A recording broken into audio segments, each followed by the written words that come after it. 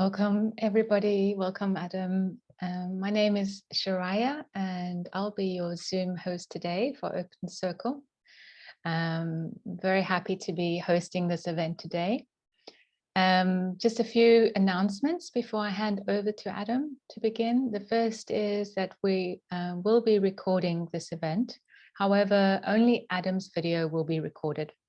But if you do ask a question or share, your voice will be part of the recording, just to let you know that. And then if you wish to share or ask a question, please make use of the raise hand function, which you will find at the bottom of the Zoom menu under reactions. And then you'll be called upon to share or ask a question. Many thanks. Any technical problems, you can just message me in the chat. Okay, without further ado, I'll hand over to you, Adam. Thank you. Thank you so much, Shariah.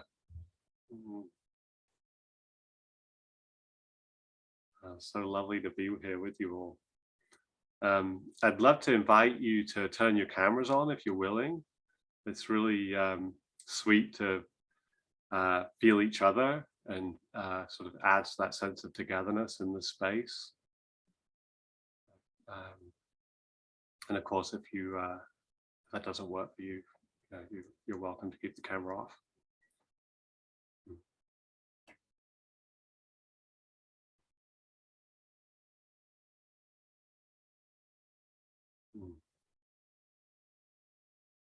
So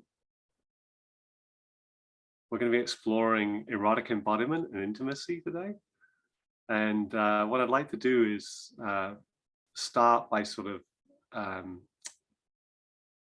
guiding us on a little journey, sort of through non-duality into erotic embodiment intimacy. And then we'll open the space for you to share like what you notice in the journey or any questions that come up for you around erotic embodiment intimacy. This is really an open space for exploring this dimension of our experience that is so often ignored or dismissed or treated very ideologically in spiritual circles, and of course even more ideologically outside spiritual circles very often. So this is really a safe space where you get to honor your experience of eros and intimacy, your desire.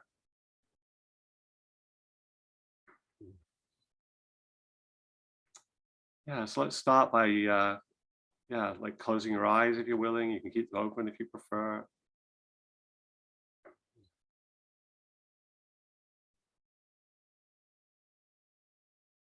Yeah, and just allowing awareness to sort of drop away from the screen. And also sort of from this, like the conditioning of imagining ourselves as a spectator of an event.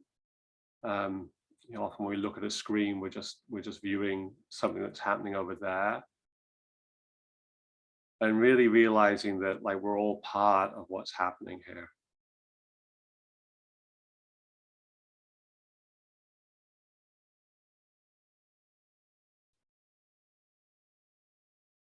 Like we're in this together.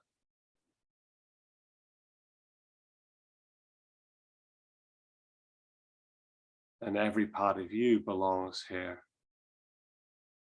It's welcome here.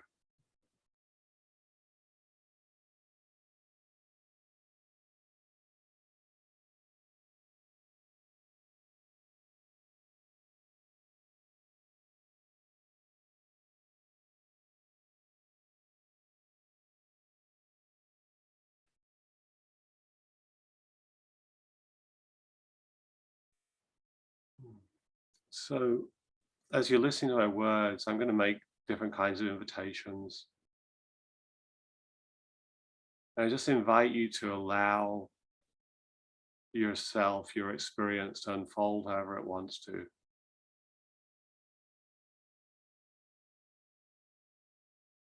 Like if you miss some of the words or you don't understand them or you don't feel like taking the invitation, just totally giving yourself permission to unfold however you want.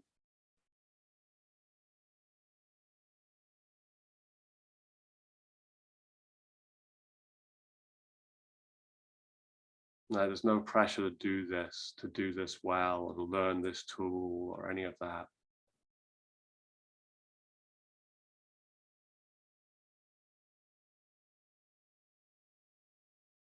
Like, we're already whole. We so get to rest and enjoy.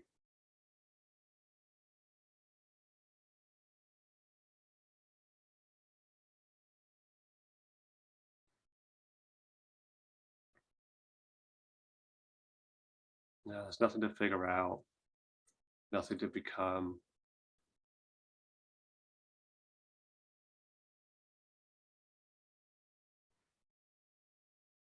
There's nothing wrong with our experience the way it is.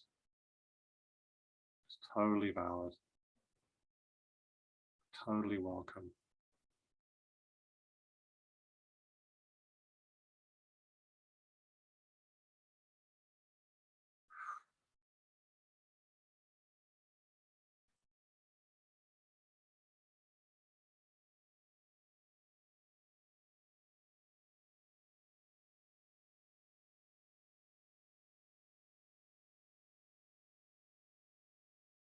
Yeah, like every part of us gets to rest here.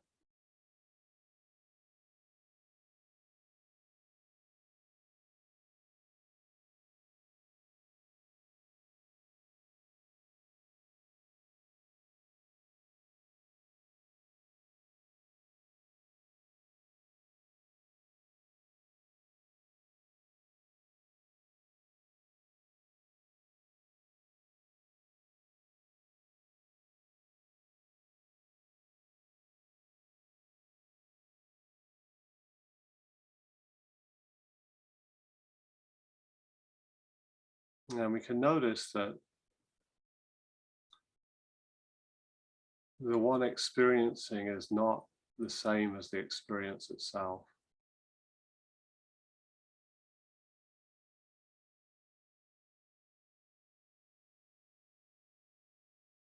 Like, we don't have to identify with any of the particular experiences happening.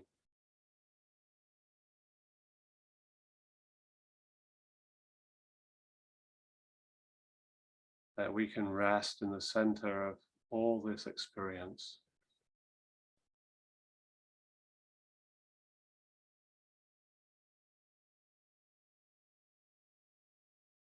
At the open space in which experience is unfolding.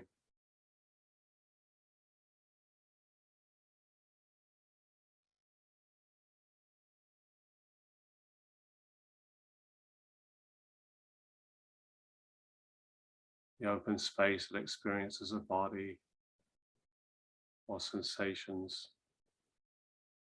from the body. The open space that experiences ideas, images.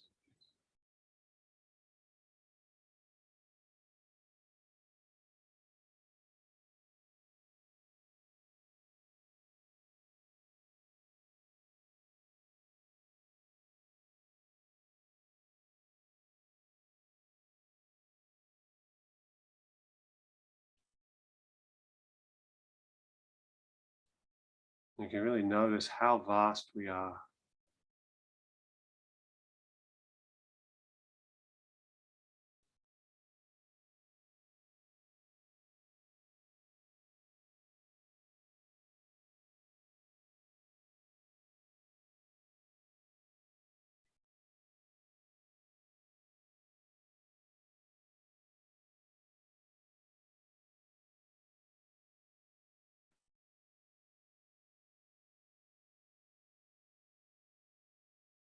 And you can notice that experience is happening all by itself. We don't have to make it happen.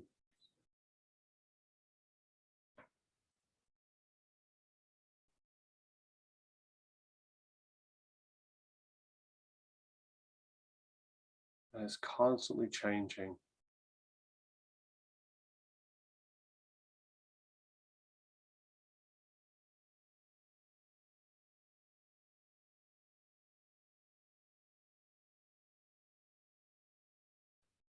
And some experiences are really strong and intense. Some experiences are really subtle.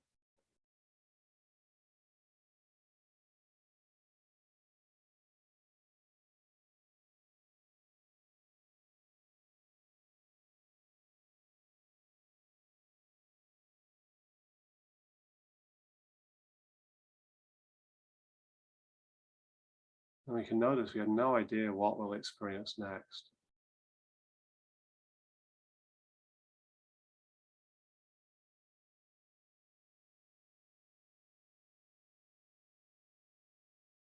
This open space that we are, so rich, so potent, so full of possibility.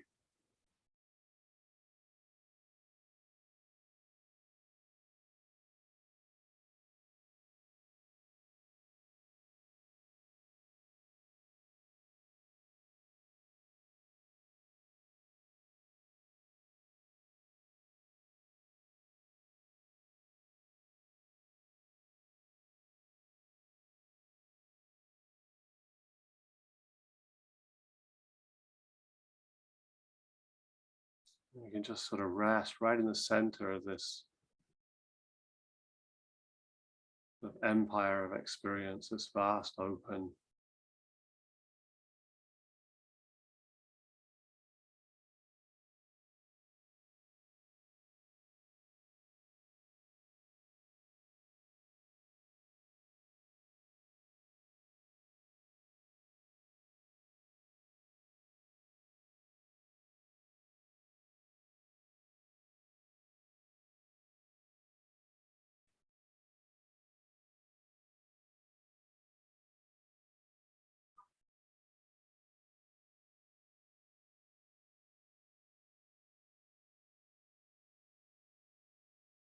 And then we can notice that we can also bring attention to particular experiences. We can focus in. We can feel the body's experience of the ground as a chair, the different sensations.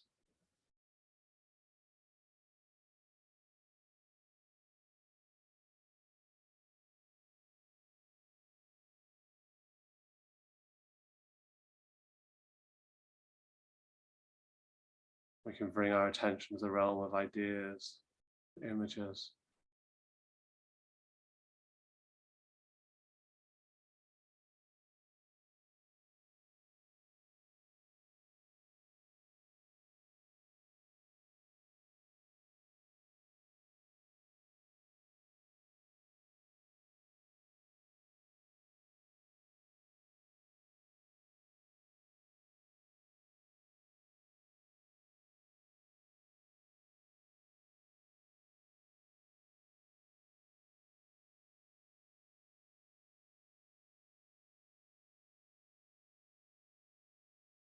And we can bring our attention to the body, the different sensations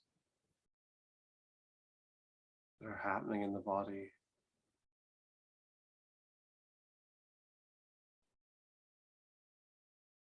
We can even use our hands to touch the body and bring sensation, create sensation.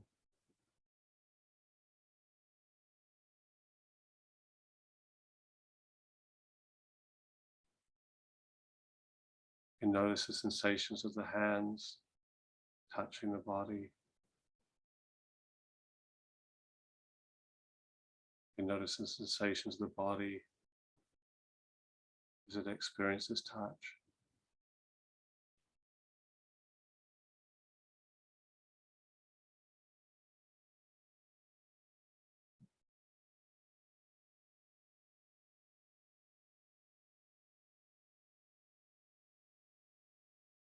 And we can notice that we enjoy some sensations.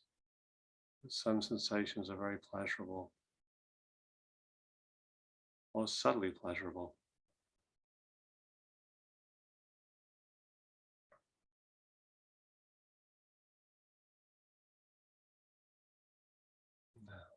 Our bodies have a tremendous capacity for experiencing pleasure.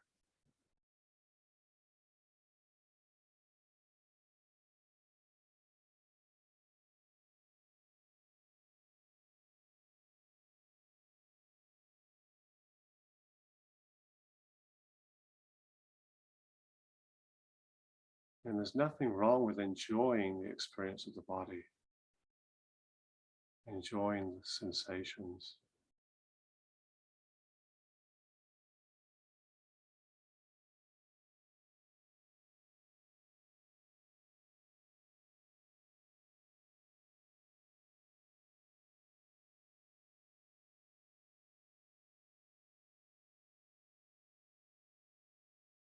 If this is our experience, we get to enjoy it.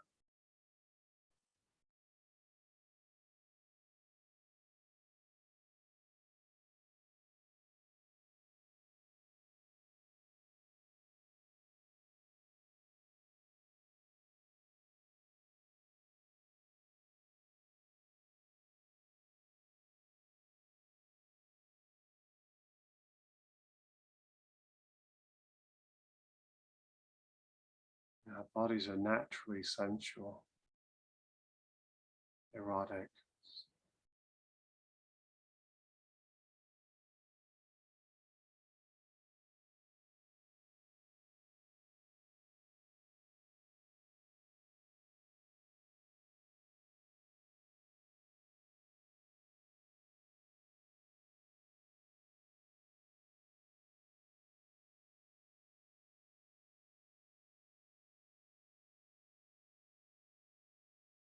We can also allow our minds to give us pleasure.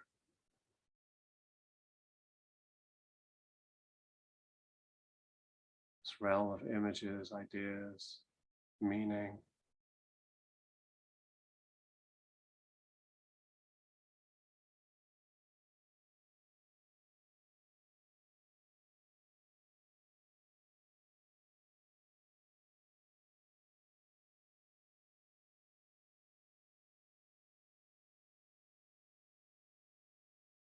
I just invite you to allow your minds to go wherever they want to. Whatever gives you pleasure, whatever arouses, whatever's enjoyable.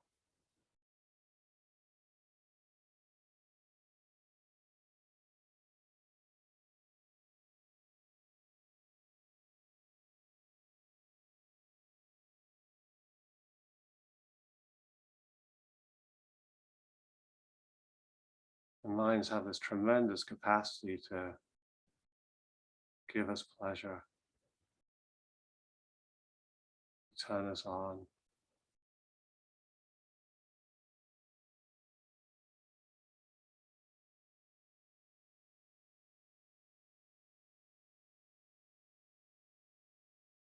Imagine things to give us particular feelings that we enjoy, that we find erotic.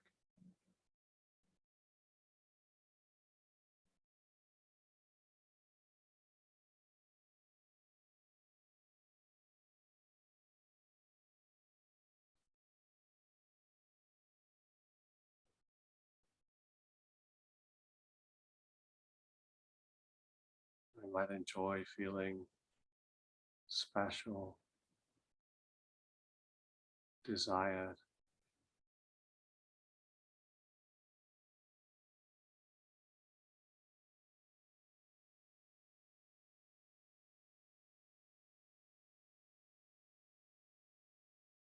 We might enjoy feeling powerful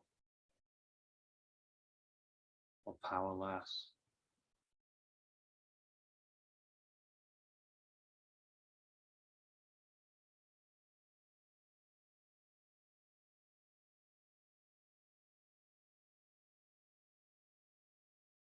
We might enjoy the experience of union,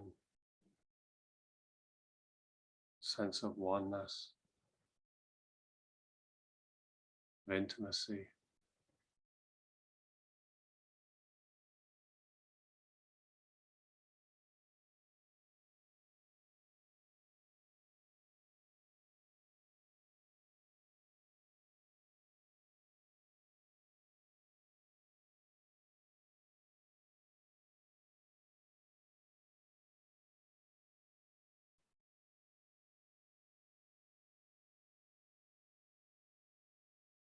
We might like to experience the excitement, the fear,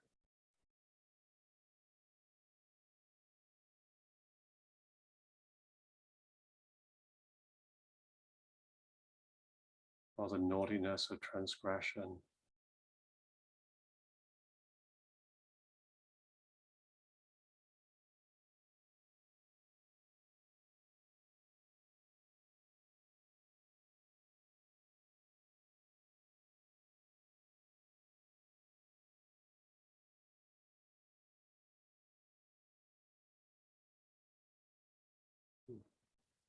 Yeah, minds can go anywhere.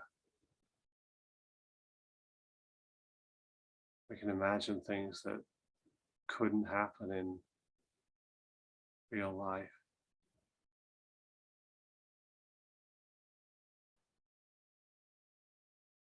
We can imagine and enjoy things that we would never want to happen in real life.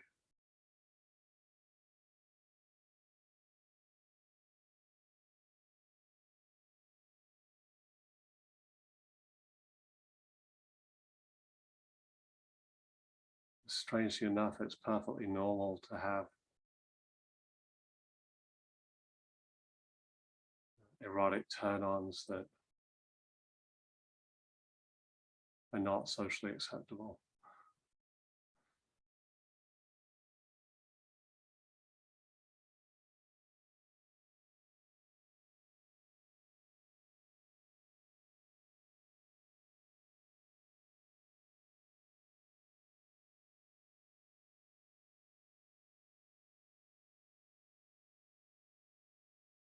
And to notice how much capacity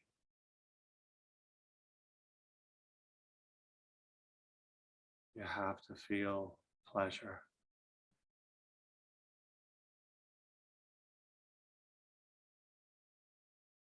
And this is yours to feel. It doesn't need anyone's permission, approval.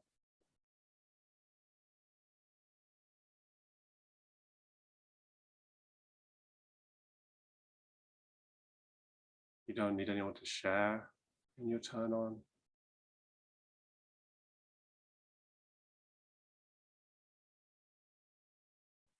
But this is your erotic energy. So natural, so healthy, so good, so nourishing.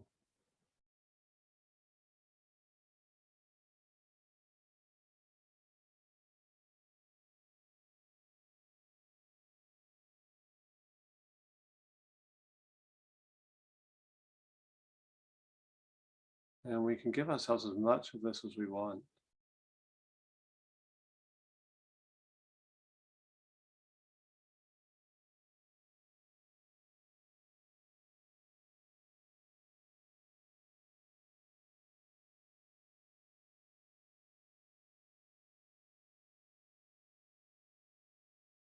It's not shameful.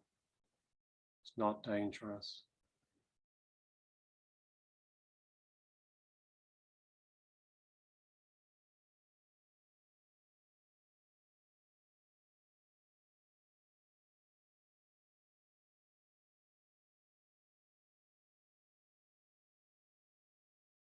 You know, we don't need to starve ourselves with this erotic energy, the juice of life.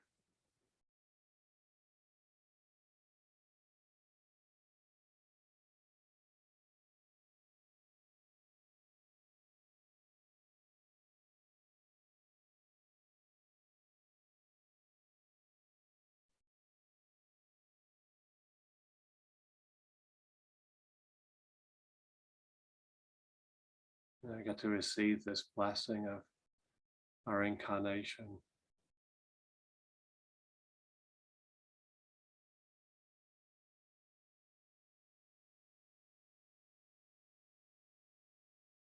And we get to explore this capacity for enjoyment, for pleasure.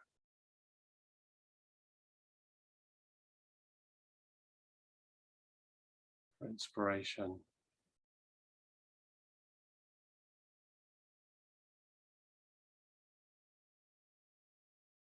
And notice how it feels to be this alive.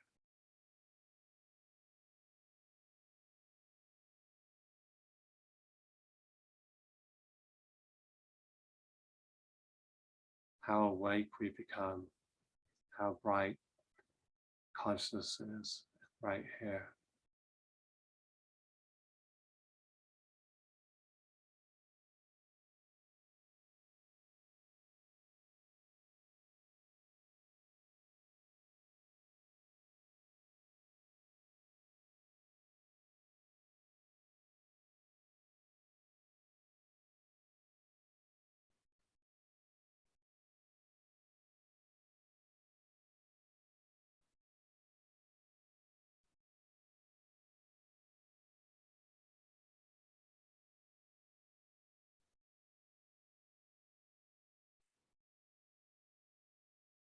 Just noticing how enjoyable desire is.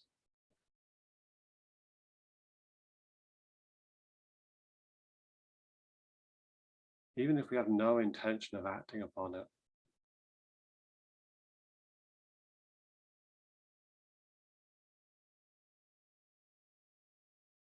To notice how instantly satisfying it is. It's already good, it's already nourishing.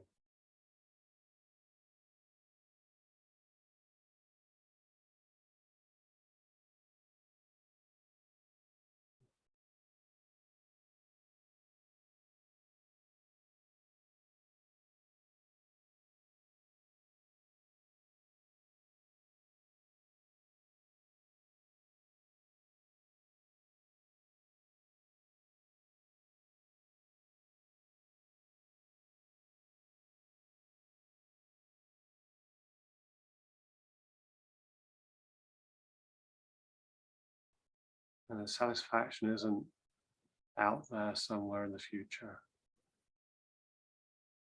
It's right here.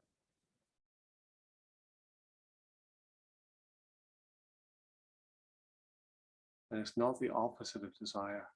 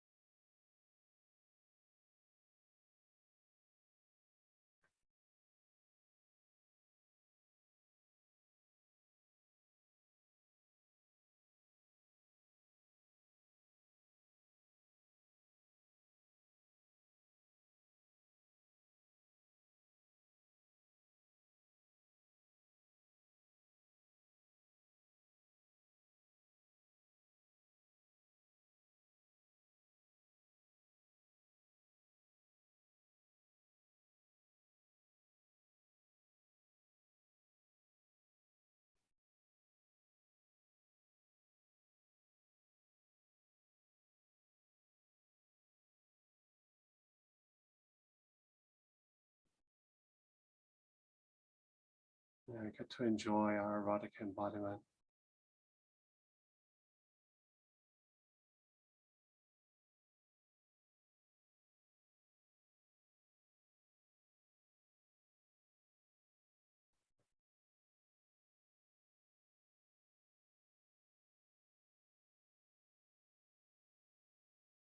And we get to share in this enjoyment together.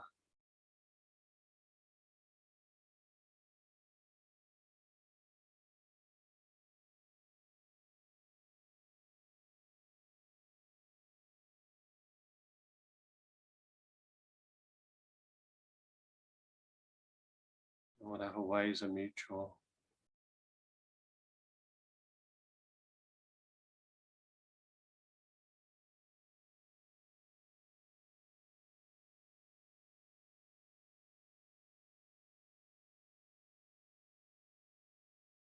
And they don't need to look like any script we've been given by spirituality or the culture at large.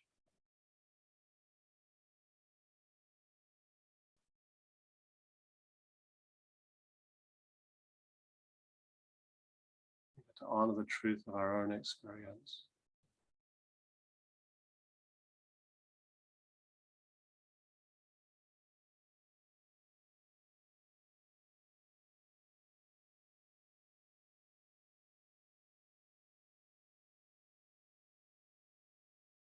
on our own particular journey,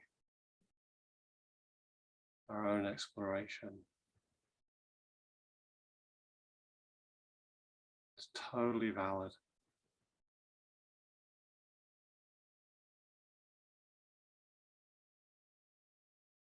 There's no way that we're supposed to do this.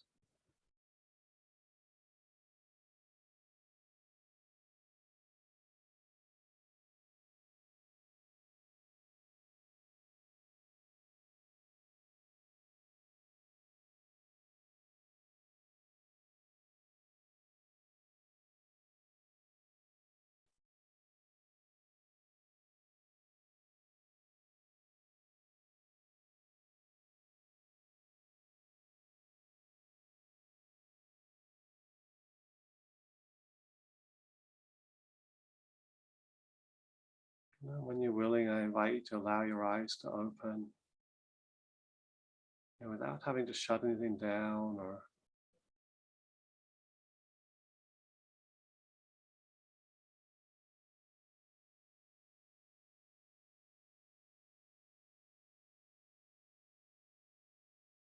stop enjoying or anything like that.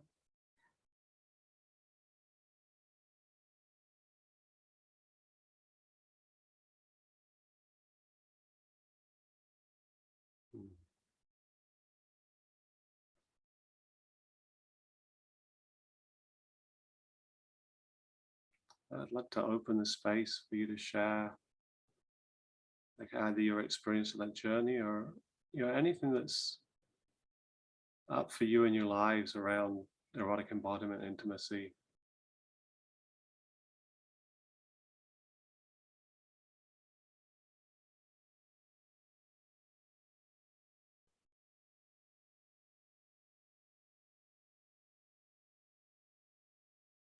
Questions or challenges, beautiful experiences, inspirations, anything you'd like to share.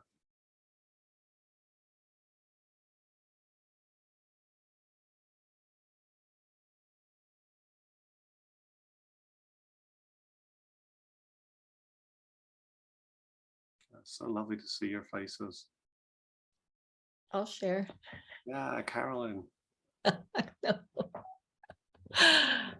It is good to see you.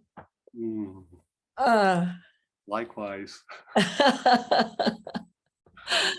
I was very curious to see what you were doing, and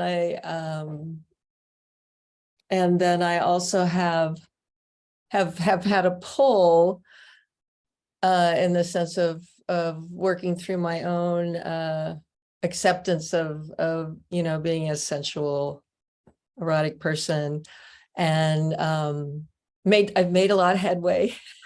Wonderful. Yes.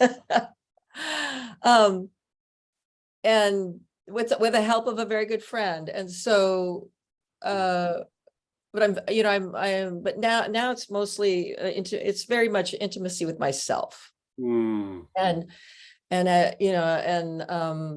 the work I do, it's the intimacy of the universe, the intimate, the embrace of the force and form, the ongoing, kind of, very sensual, erotic thing we call life. And yeah, I love the way you're saying that. Like the life is erotic. Yes. Yeah. Well, I work with the tree of life, the Kabbalah tree of life, and it's all about, you could say it's all about sex. and so, but it's a great way. It's so much more than the what we term sex here. And so that's been very, very good for me. And I'm very single, but I'm still very open to that experience with another, in form, so to speak. And I'm aware that, I still have, there's still fear, there's still uncertainty, there's still doubt, there's still a sense of holding back, and of unable to express. So yeah, that's another reason I've been very curious about what you're doing. Yeah. What, do you have a sense of what it is there that's like, yeah, that sort of like not being able to express, yeah, that's sort of what's in the way there. Yeah. Yeah, it's like can't is it's really stuck the voicing of this is what gives me pleasure, this is what I like, or don't do this, don't do that, stop this, this isn't working, anything, it's just, and I think a lot of it is I'm realizing I've just recently gotten some boundaries that I have had no boundaries, and I'm just kind of, I'm in this situation and I'm just going with it, whether it's pleasurable or not, or yeah, and yeah, and that's so important, like having that capacity to say no and to yes, advocate for what we do want and what we don't want. Yeah.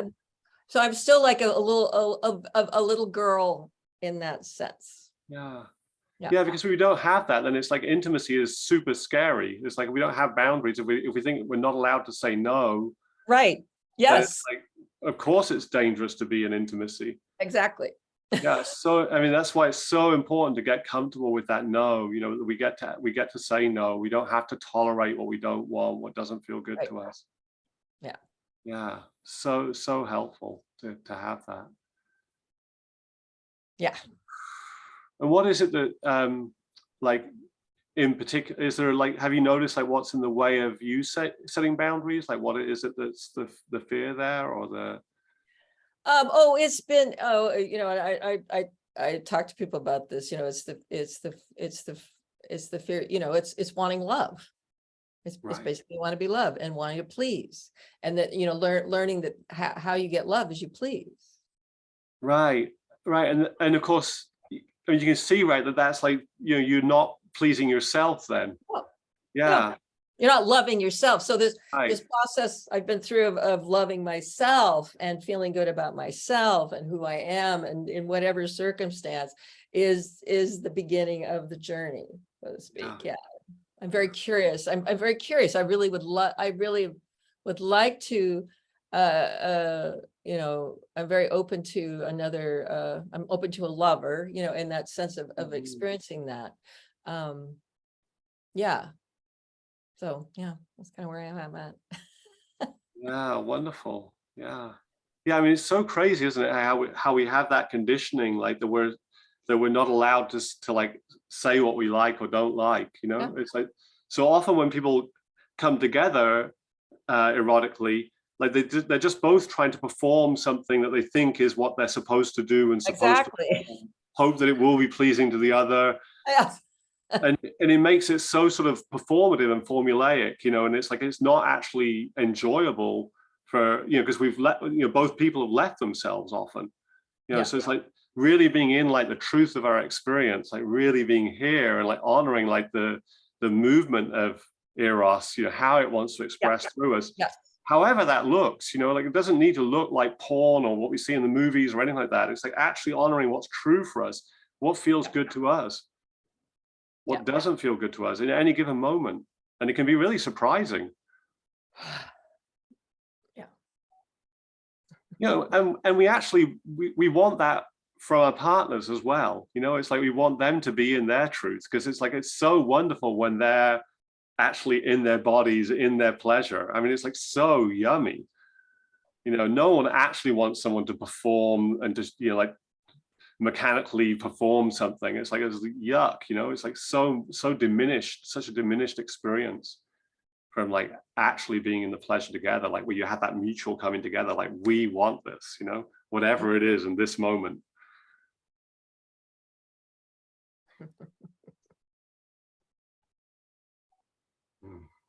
Ongoing journey. Yeah. And it's great when we feel that and sometimes having like a explicit conversation about that can really sort of create safety for both people. It's like let's let each other know if it's not working or what we want, and like talking about like what we're desiring right now. And like having that conversation again, like often we're given this image in the movies where it's like it's just like both people know exactly what to do, and it's so perfect, and like there's no conversation required. So it's like obviously a disaster if we have to say, actually, this isn't working, you know, like I'd prefer it this way, you know, but it's not a disaster. That's actually how real intimacy happens. You know, we do use our words. We do like find out like how we want to play with each other, how we want to move with each other in the moment. It's like totally normal. And it's like such a disservice that we've been given these images that are like totally not that, you know, when we're supposed to just like instantly know exactly how it's supposed to be.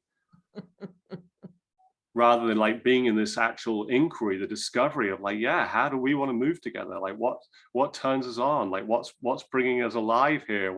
What's like not feeling good to us? You know, like, and learning how to dance with each other there. And it may look like nothing we've ever seen before. It may be totally surprising. It may not look like anything we call sex.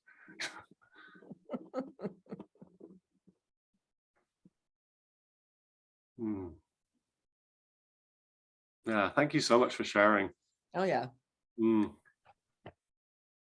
So beautiful. So appreciate your courage to engage this journey, this inquiry. Yeah. Adam, Diane has her hand up next. Yeah, Diane.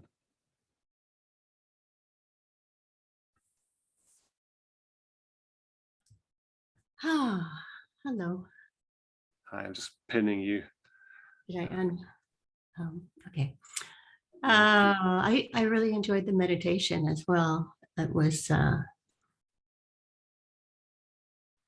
saw some things there about how I could allow kind of the sexual pleasure throughout my whole body without always feeling like I have to have another person, or it has to be go to orgasm, or I have to be in that mode of thinking of sex. It was more that sense of just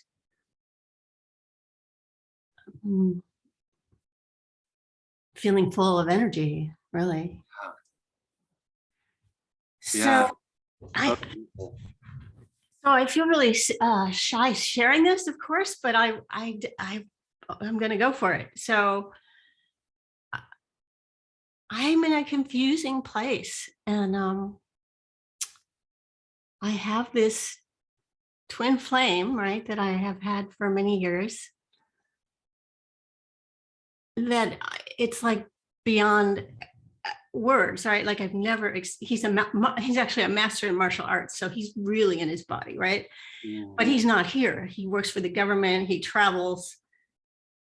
He has an apartment here, but he's here. I maybe see him every 3 or 4 weeks. So he can't commit to me because his life is, he lives in a totally different way than most people. But I have a hard time letting that go. And I have a hard time accepting that so I try all these things, right? Like I'm out of the box. I meet people at the hot springs. I'm honest, and I tell them that I have this person, and then we explore being touched in sexuality. But then sometimes I'll turn this off because it's beeping. I am so nervous sharing this. But then they, we start to have feelings, or they have feelings and they can't handle it. And then I'm thinking, well, should I just try to be more polyamorous? But I don't really feel like I totally fit in that category. I think about letting this guy go, but I don't know how to do that, because it's the only, not that the other kind of sex is bad or wrong. It's all unique, because everybody you have a unique connection with, but somehow this one person that is not here, when I'm with him, I'm like, I don't want to be with anybody else. I'll never leave you. In my heart, I don't say that, but looking in his eyes, making love, my body does these tantric things that I don't even do. One time he came to me on the 5th dimension, and I was in this samadhi state for an hour. I wasn't even playing with myself. And I could see him, feel him. I could hear him tell me he wanted to be with me.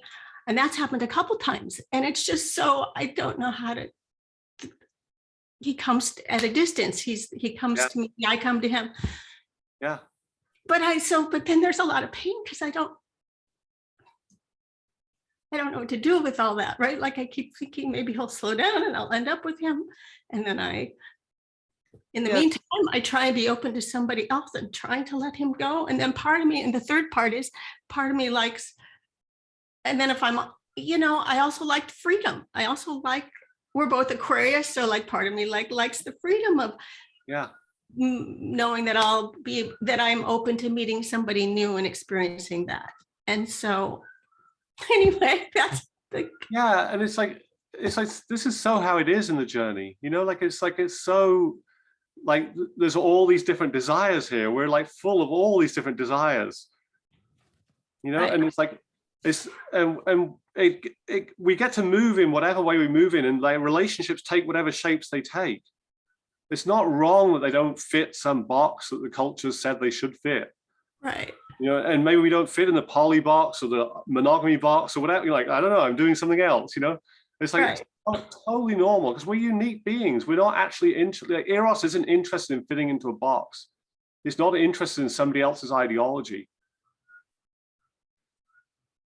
So this is so helpful because I think I do judge myself for not knowing and for being older, being a woman and being older. And it's like, just like. The more present we are to our experience, the less we know. It's like the less we know about how it's supposed to be, it's like, because like our erotic energy is dynamic, it's alive. Right. We have no idea how it's going to move in the next moment. When we connect with a level, we don't know what's going to happen in the next moment. It's great that we have this like history with them and this bond and connect, but it's like, we don't actually know what's going to happen in the next moment. It's like so alive, it's so dynamic, and it doesn't want to fit a box. It doesn't want to say like, well, this is what it's supposed to look like, and then we're forcing ourselves to perform something that's actually not true for us.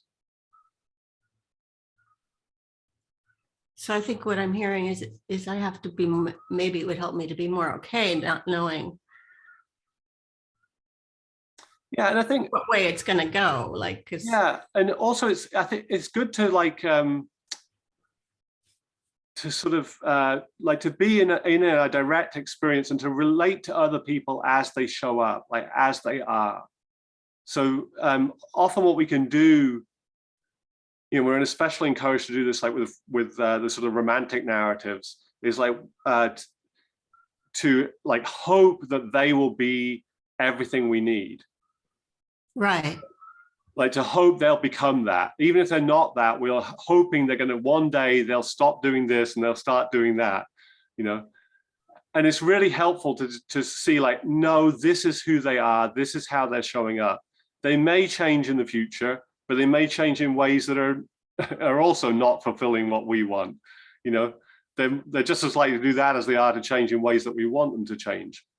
So to really like meet people as they are, to relate to them as they are. So like this guy, this is how he's showing up.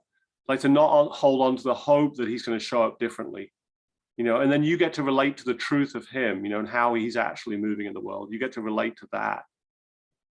And you can make whatever choice you want around that. Right, because I could see both, right? Like I could see giving that up, but then on some level, I'd probably always miss something there. But on the other hand, nobody really can totally fulfill you.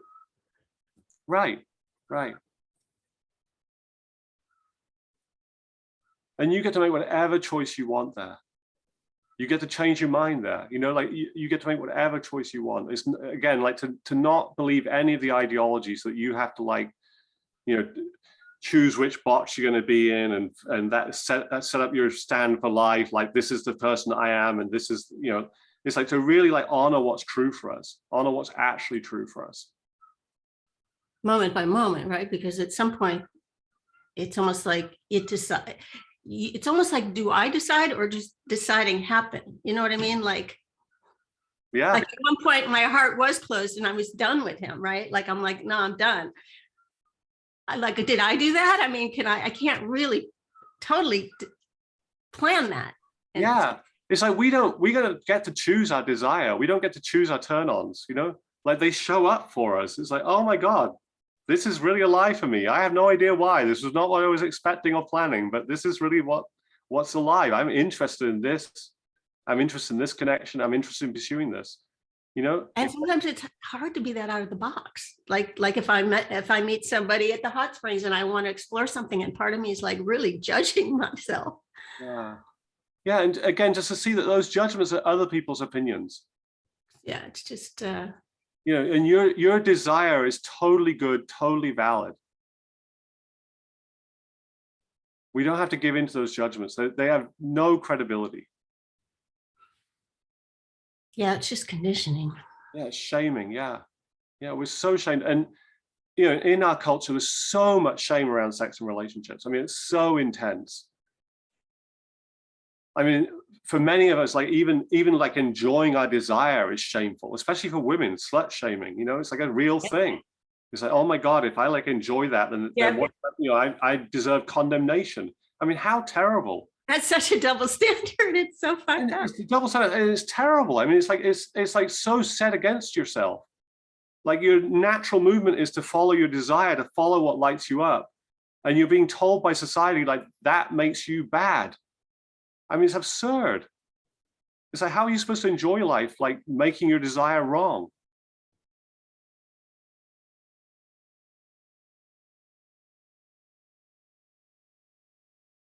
I think the hardest, last thing, I think the hardest thing for me sometimes is not knowing what I want. Like, right, like part of me thinks, well, if somebody showed up and that had enough, where I felt enough of the spiritual, emotional pieces together, that I would let everything else go and just be with one person. It's been a long time now, though. So I've been on my own for such a long time that almost feels unfamiliar. So then I'm going to go on a date on Monday with someone I feel a little potential with, which is rare, right? And so part of me goes, like, I have to be ready to switch gears, or am I being dishonest because they don't know this other side of me? Yeah, and you can just see how it's like this, like there's this sort of, I've got to figure out what I am. I've got to figure out what I am. I've got to figure out like how I want to structure everything. And it's really great to just like let all that go. To really be in the like, what's the movement that wants to happen right now? Like I'm excited about this day. I feel potential. Let's show up and see how it moves. Who the hell knows? Maybe you'll be totally blown away by this person, and you know, it'll be mad love, and like, you know, you're not gonna think about anyone else. Maybe it'll be something else. You know? I mean, you can go in all kinds of different directions at any moment. So it's like to really just honor what's true for you, like to not have to figure out like what the destination is, because there's no destination. Even if you get married, you're still alive and the relationship is still happening and everything's still moving. Right. You don't actually stop. That's not a destination. It's not like now you've landed in this place and like you're going to have the same experience forever and ever and ever.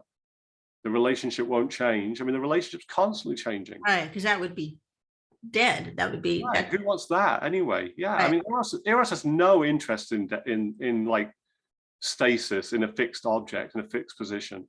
Eros is alive. It's dancing. And my only other challenge probably is I'm too honest too quickly because I feel guilty that this other person is out there, right? So I have to be careful not to find the right balance. If I am interested in somebody, then I'll have to deal with that. But what's the guilt? Well, if I'm meeting somebody that wants a monogamous relationship and they're just ready, and I'm not, it would take me a little. Am I going to leap into the next switch streams here, right? Like it would take me a minute to.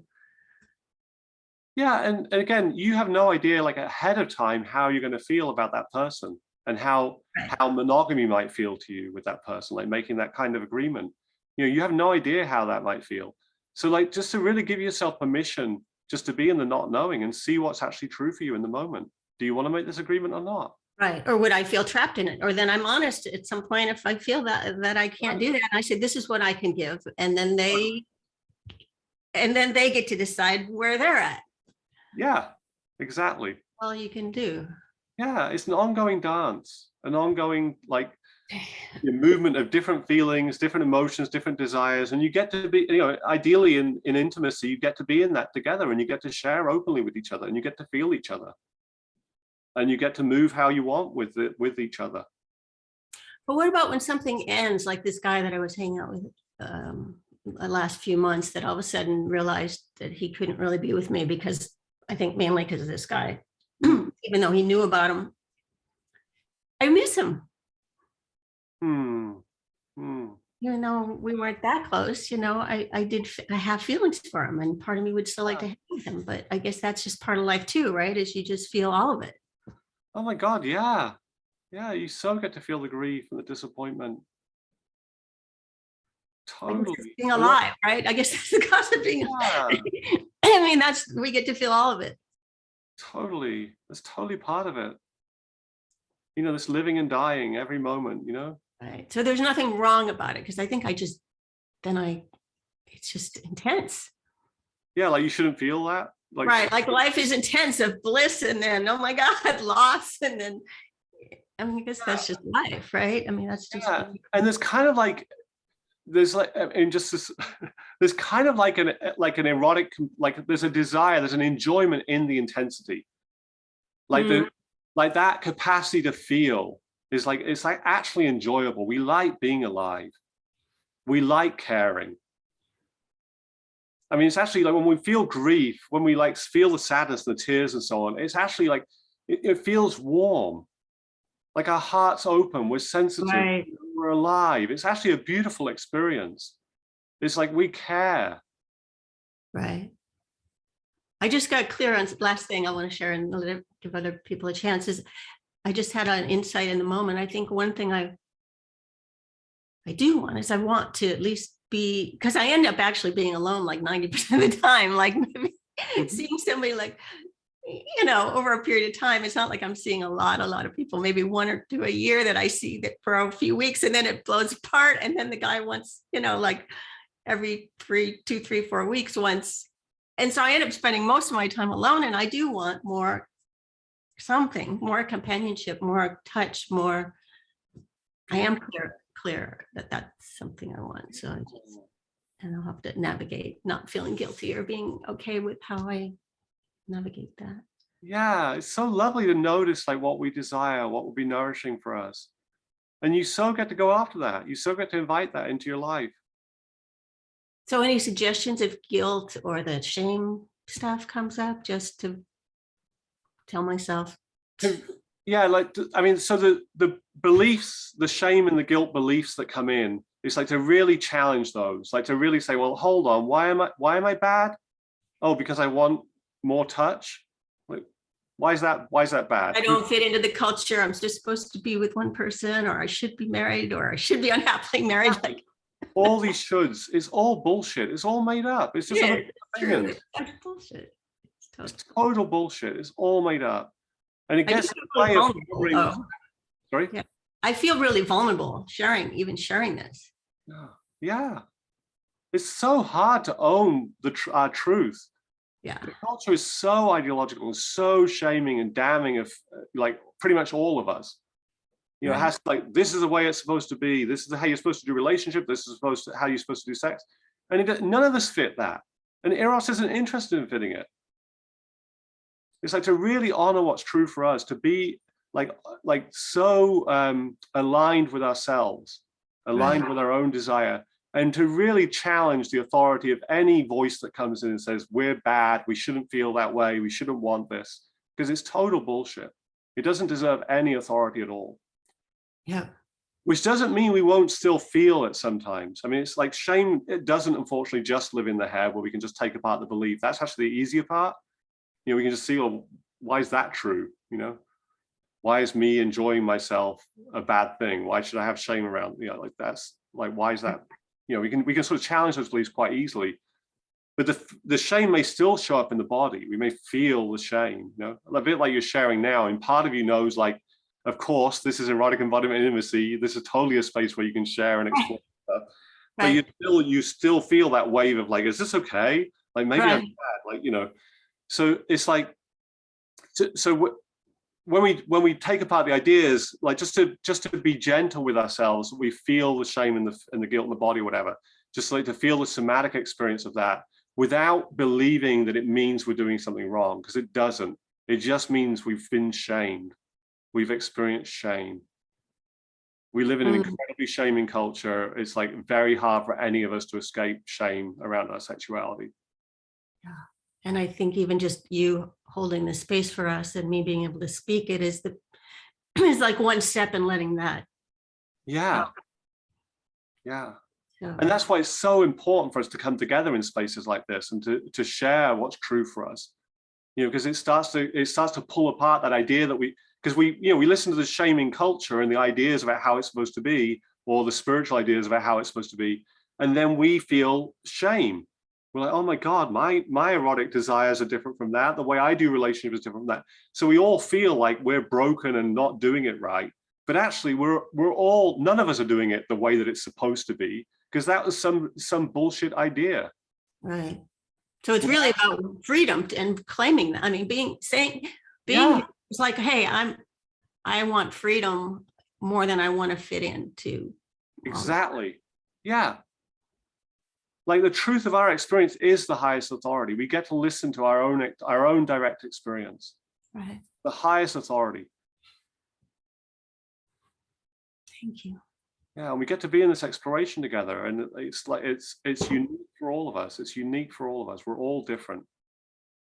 It's not supposed to be the same. Right. That's such a good reminder. Like each of us on here have a whole different.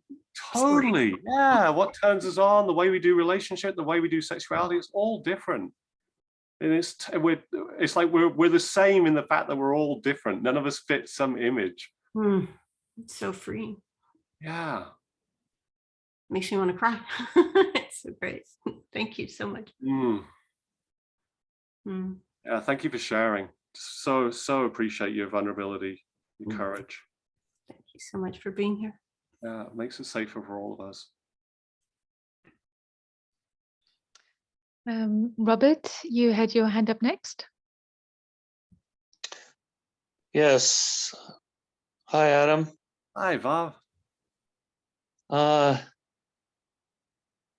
So a lot of stuff turning in my head right now. I guess it's mostly paradox.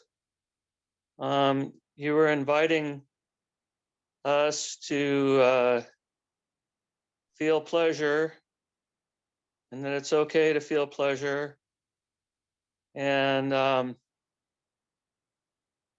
in my past, I've chased a lot of pleasure, and what seemed pleasurable all of a sudden wasn't pleasurable anymore. And I found that I was not able to stop doing what I was doing without help. And so it feels like a slippery slope to me to pursue too much pleasure. And recently I've been in a lot of fear. I just started up work again, and it's I drive a school bus, and it's fairly intense at the beginning of the year, trying to settle everything in, and lots of fear. And so I want to escape into different forms of pleasure. And momentarily they feel good, but then they don't feel so good. Yeah. And so I really get what you're saying. So I just want to invite you to remember that moment where you realize, like, the pursuit of the particular pleasures you were pursuing were not actually pleasurable for you. They were actually painful at that point, right? I mean, in moderation, it feels like it could be pleasurable, but it's once I get started, I a lot of times have trouble stopping. Yeah. So just noticing that awareness of yourself, right? Like you're aware that, like, there are particular pleasures that if you pursue those, it's not actually the highest pleasure for you. It's not actually nourishing for you. Right? Like realizing, like, so you have that realization, right? And this is really, that's a moment of realization, that is, right? So it's where we it's like we're realizing like a higher pleasure, like our perspective on what pleasure is becomes larger in that moment. It's like, oh, like this particular feeling that I've been going for, or numbing, or whatever it is, like that's actually not pleasurable for me. I want actually to feel, I actually want to feel the fear. I want to actually be in the truth of my experience. That's actually a higher pleasure for me. That's actually better for me. That's more nourishing ultimately. I see. So, yeah, feeling the reward of going through the fear and coming out the other side. It's yeah, it's more of a sustainable sort of good feeling instead of a immediate gratification sort of thing. It's like a Yeah. long-term gratification. Yeah, and like sometimes, like when something's up for us, and if we're running from that experience, it's like there's only so far we can run, you know, because it's like it's in us, we're feeling it, you know. So ultimately, like when we notice we're avoiding something, it's like the invitation is to turn towards it, and especially at first, it can look like pain. It can look like the thing like we absolutely don't want to feel, we absolutely don't want to go there. We'll do anything to avoid feeling it. But actually, when we turn towards it, it's not what we think it is.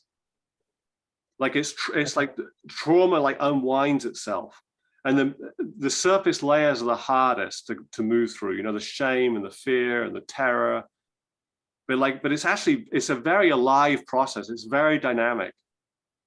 Yeah, well, you know, many of the mornings when I've been waking up, I feel this intense dread and fear that I'm not going to be able to respond like I would like to without making mistakes or forgetting something, or running somebody over, or losing somebody's kid, or just terror-filled thoughts like that. And I sit with those in the morning when I wake up, but it's not easy to sit with, and I do lean into those things, but it doesn't seem to process and go away very well. What often happens is we have these places inside us, and they project like the fears, so that we can go to like what if, you know, and when we're just entertaining the projections, it just drives us crazy, because it's like, how can I know that I won't do that? How can I know that won't happen? How can I find safety? And it's like there's no solution out there. Yeah. You know, what if we dropped out of a heart attack in the next moment? How can I avoid that? How can I know that I'm not going to die in the next moment? It's like, how can I do that? I can't. Yeah. I can never find safety that way. So yeah, it's helpful to me to sometimes pretend like I'm already dead. right. And, yeah. Yeah, like so kill me, you know, like so kill me fear, you know. So Yeah. because when we're engaged in the projections, it's not going to go anywhere. There's no way, there's no resolution there when we're running from the fear projections. So coming and meeting the fear in the body, like, okay, it feels terrifying to actually like feel what's happening in the body, like the shaking, the whatever, however fear shows up for you, the tension, you know, to like actually be with that experience in the body, to meet it in the body. And like you say, like sort of like, okay, so kill me, like, because the body's telling you, if you feel this, you'll die. If you feel this, you'll die, you know. But it's not actually true. It doesn't kill you to feel anything. You actually have capacity to feel everything that's here. Yeah, it's easier said than done, that's for sure. Oh, for sure. I mean, the projections are so convincing. It's so convincing, because, you know, stuff happened to us in the past that we weren't able to integrate. And then it gets like all these layers of protection are there to stop us ever going back to that experience. So even though we're adults now, and we've acquired more resource to meet these experiences, to feel this stuff, it's like when we go in there, we start to freak out, and all the protective layers activate and send us off in different directions. It's really difficult to keep going to like, what's most alive here? What's most true here? You know, to keep sort of going down into that with resource, You know, so coming back out and resourcing, like, okay, I am the space, I'm not the feeling, I'm the one having the feeling, the terrified one in here, I'm experiencing the terrified one, I'm not the terrified one. Yeah. One thing that seems to help a little bit is only love is real, and fear is a misunderstanding, and that seems to help a little bit. Yeah, I mean, it's really good to realize, like, in these places where we get this sort of like visceral, like, don't go here, like these places that we feel inside that where we get this visceral response of the body, like, get out of here, don't do this, no, this is terrible, this is wrong. It's like to realize we don't actually know what's there. We're just meeting the outer layers there. When we go all the way in, it's like, it's so beautiful, it's so liberating. It's like, it's not what we thought at all. Like, what's at the heart of fear, you know? Yeah, the self. Yeah. Yeah. Mm-hmm. It opens up. It opens up in ways that we don't expect. Like, so it's really like that not knowing, being curious. Like, what is it that I'm feeling here? What is this layer? And not believing that it's going to kill us or that it's bad to feel it. And often it really helps to do it with someone who knows that, right? Like, so to do it like here, or to do it, you know, in a private session with somebody who can hold space for you there. I mean, it's very hard to go into these places by ourselves sometimes, because the projection is just so convincing. Yeah, to even realize what the thoughts are sometimes is pretty difficult. It feels so visceral. Yeah. I don't even exactly know where it's coming from exactly, but it does have to do with some kind of sense of self, though. That's for sure. Yeah. And then along the relationship line, since we were just talking about that, I've been single for 6 years, and I meet women, and very shortly I decide that that's not going to work. And at this point, you know, I'm wondering if I'm, you know, being way too picky. I have a lot of experience, and so it feels like I see red flags quickly. And before, I used to jump into things, and so I'm very cautious and careful, and I don't want to hurt other people.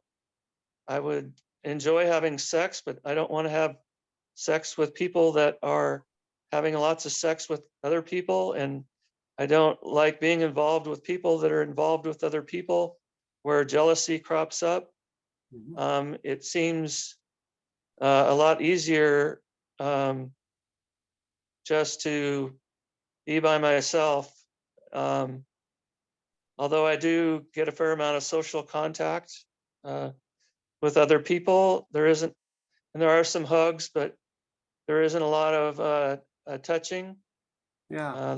There is some emotional intimacy that goes on.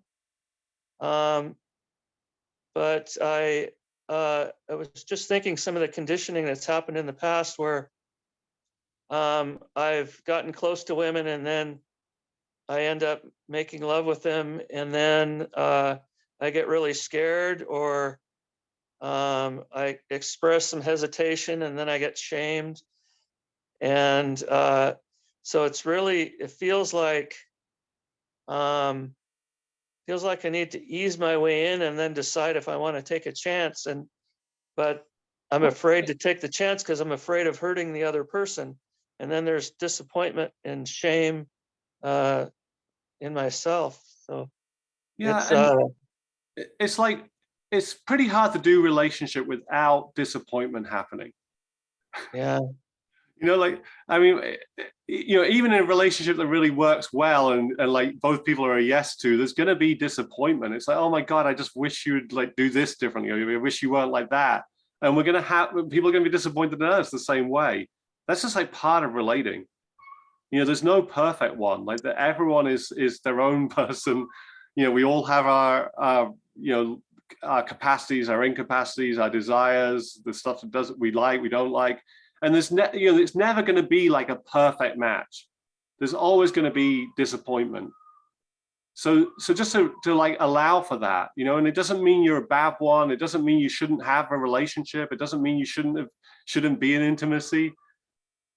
It's just like inevitable. Yeah, people will be disappointed, and you know, you'll be disappointed. It's like that. It's like that. That's part of the territory. Yeah. It's just, it feels awfully frustrating. What do I say? I haven't found somebody that I would want to be with that would want to be with me. And, you know, just over and over again, it's like, you know, I meet somebody and I think, oh, you know, maybe this has potential. And then, you know, disappointment again. And just, you know, with all the experiences of the past, there's this real sort of distrust and, Yeah. you know, not wanting to repeat the mistakes of the past. And Yeah, and again, you can just like this, like distrust of yourself. You know, it's like that's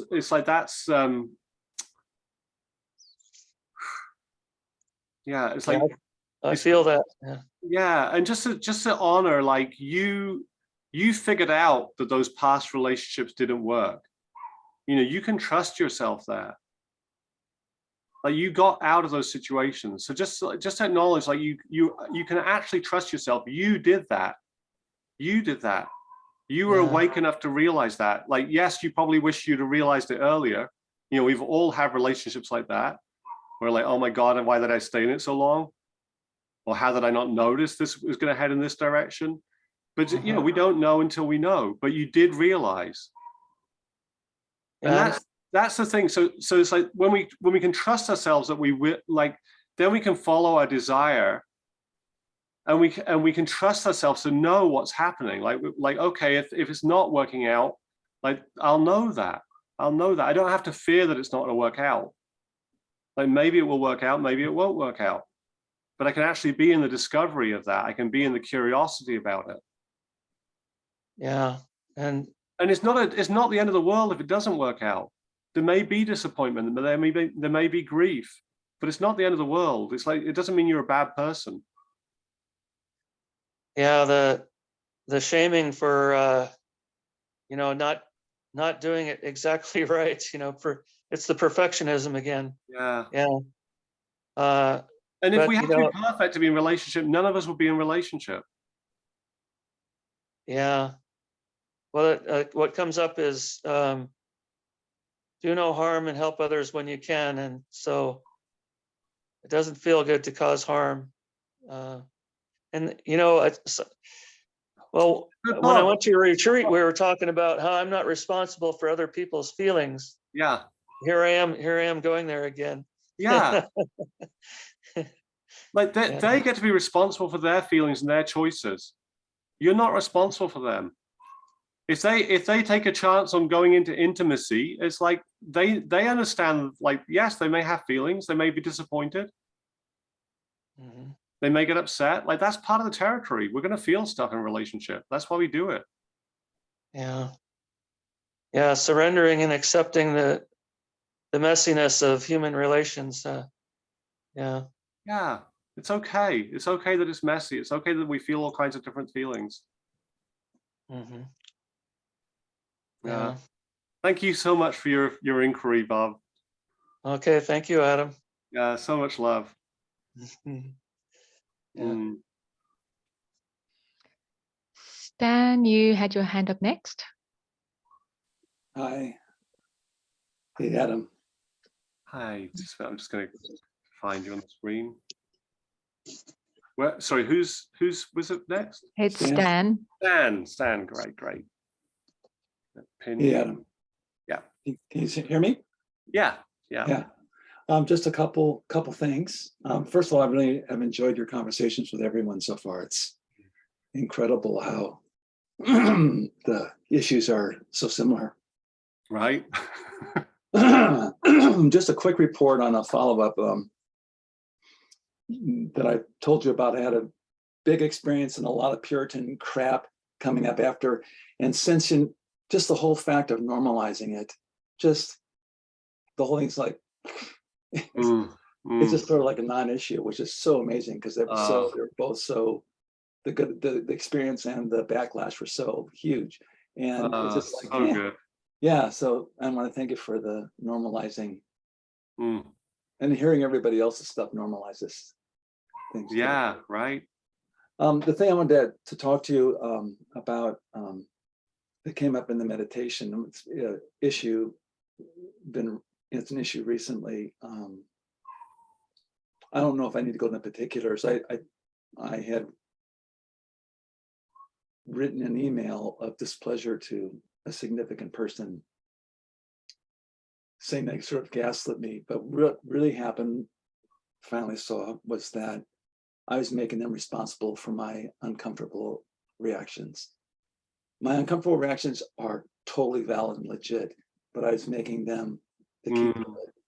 And that was wrong. So I wrote an amends letter, and that everything got cut off. But what's come up in the last few days and really strong in the meditation was the feeling of being ostracized, and not belonging.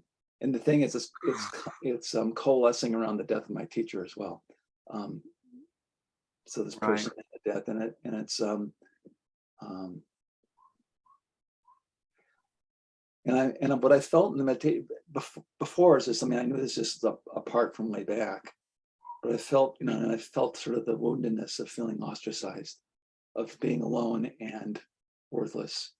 It's not just alone. I love being alone, but alone and without value. And I couldn't, I was thinking, well, there's a lot of other stuff going on besides that. But I still kept on coming back to this. And during the meditation, it was so strange because I felt the sweetness there of this wound. You felt the sweetness of the wounded one? Yeah. Yeah. Or for the wound itself, there was a sweetness there. And underneath it is this like, this feeling that even though I felt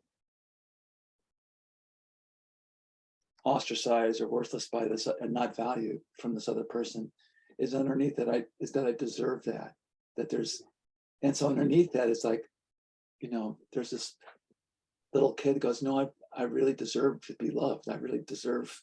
Yeah. And that was revelatory, actually. So that was sort of going in, like you were saying, if you stay on the surface, it is like this ogre of not belonging and not having value. And but underneath it is this, I do, Totally. Yeah, you totally deserve to be loved and included. Yeah. Yeah, it's beautiful when you see that yourself, like it's so, so powerful. Yeah. Yeah. And you can give yourself that love. It's difficult. Here I'm, as a kid, I need to get it from outside. I'm 66. Belonging is in my yard. And I haven't owned that sort of responsibility yet, or don't believe. Maybe I don't believe that that's possible, or so. I'm not sure, but yeah, and again, just to feel like your love for that one that feels like he doesn't belong, that he doesn't deserve to belong, like to feel your love for that one, how much you care, how much you want to take care of him. Yeah, that's the way you express it is as if I'm sort of like my adult self goes and then can do that. Most of the time I'm just really blended with that part of and then it just feels bad, but it can really help, right? Because then when we have that relationship, it's like we're in the adult, so we're the adult relating to the place of pain, we're the non-dual, the center, whatever, we're relating to that place of pain. We have the resource there to hold that one. It's interesting because it's the feeling of being ostracized is coming from one person, but then also sort of like almost like a group thing too.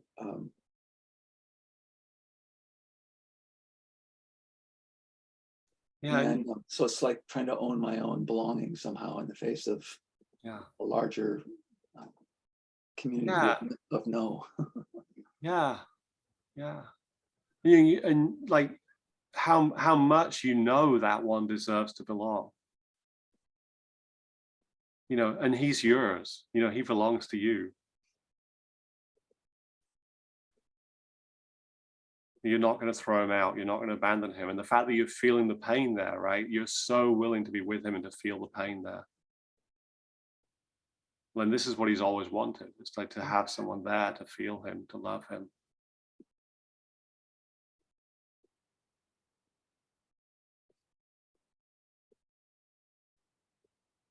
You know, and you can give him that reliable presence, that reliable love, better than anyone else.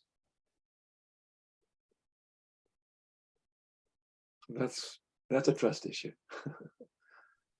I mean, to know that, to really know that. Because otherwise I go, it's like this really outward centered. Yeah. But you do know that, right? I mean, as you look at it now, you know that you can give that place. I oscillate, but yes, I do. Yeah. That's not the habit. The habit is not to look for myself for that nurturing. Yeah, for sure. Yeah. But just to feel that inner commitment, you know, that like you want to give that one what he needs, you know. Yeah. You so want that. Yeah. To feel your love there. There's no shortage of love. You don't lack the love to give. You totally have the resource to do this. Totally. To give that one exactly what it needs.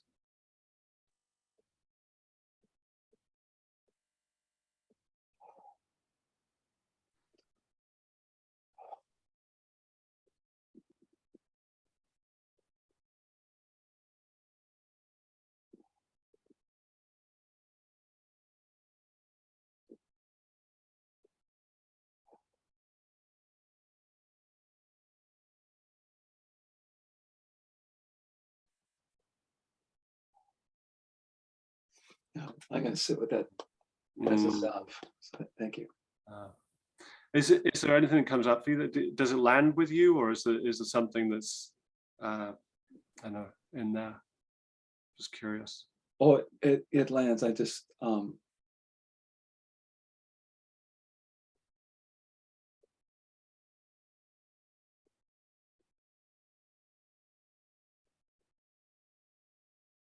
I'm sort of in a don't know spot, like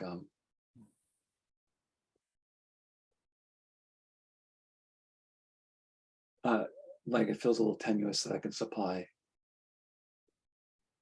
even though I am right now. I'm sort of supplying the love, but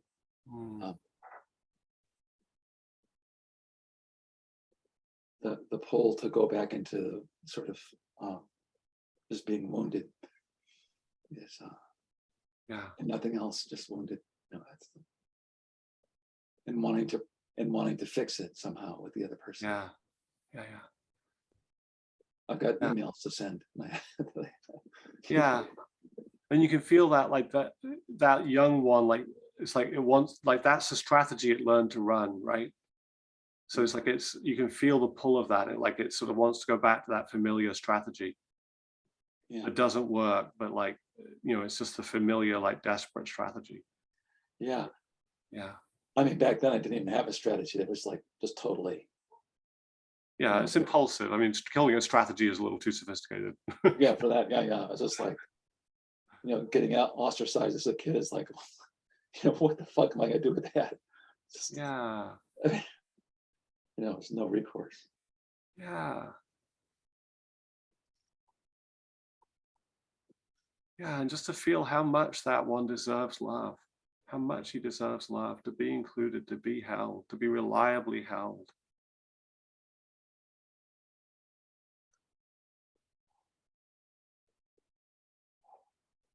Yeah, reliable is not this person's middle name, that's for sure. It's what's middle name? The person that's doing the ostracizing. Yeah. Yeah. Only you can provide that reliable holding. Only you. You're the best place to do it. You love this one more than anyone else in the world will ever be able to.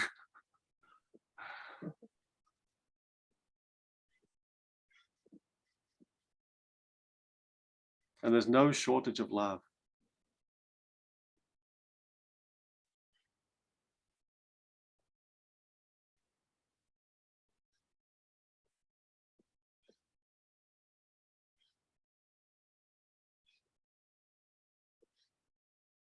You know, and your willingness to feel the pain there is such a part of this love. Being so intimate with this one, feeling him, not rejecting him, not denying his experience, not shutting him down, not telling him he doesn't belong.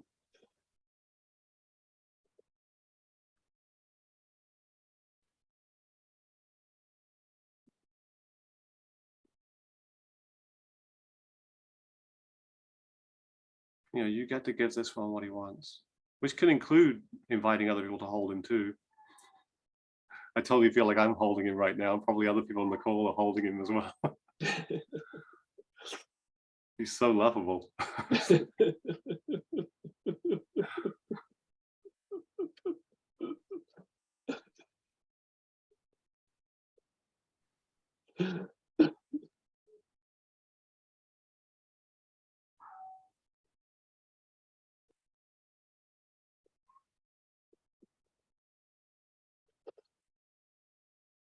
Mm.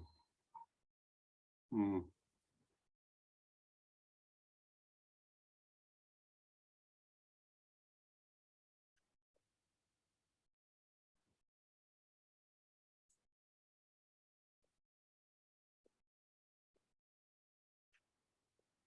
Thank you for giving me this space to go into it deeper.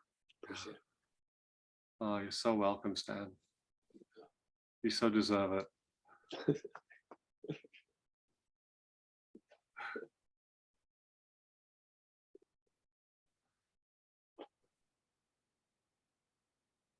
Mhm. Yeah, this one totally belongs here. Totally belongs with us.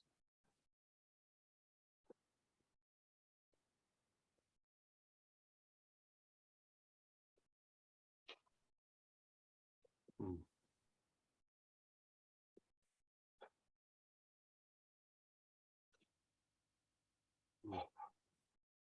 Thank you for being so vulnerable and letting us love you here.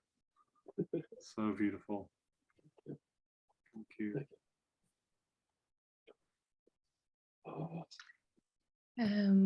Leonard, you had your hand up next.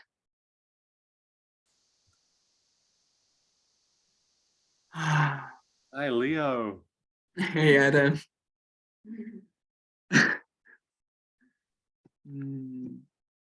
Let me pin you. You notice you pin everyone all the time.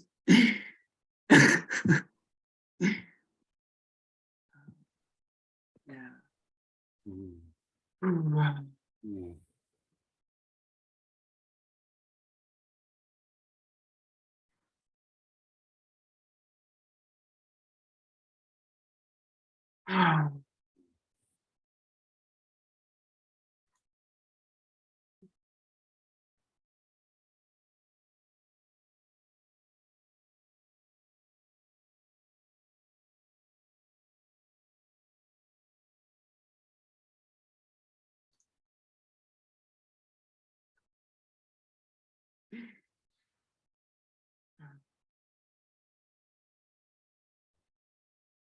Mm.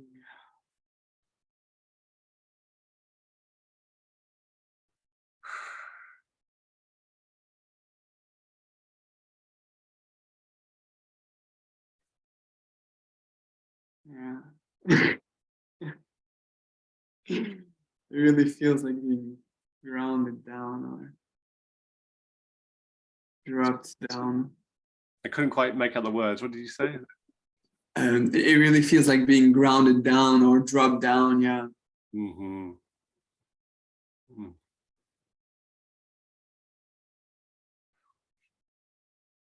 Even as if words don't have really their space right now, or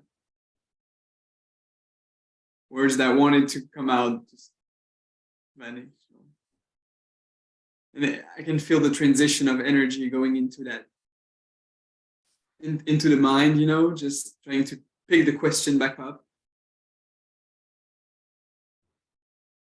Yeah, I so love why you're just honoring what's true, like where the attention wants to go. Yeah. Yeah. Well, yeah, it goes at both places, I guess. When it's pleasant, it goes in the body and really just diffuses down, I feel. But then it's like the mind calls a bit, you know, and I notice the change in energy going up, kind of less expensive and less warm.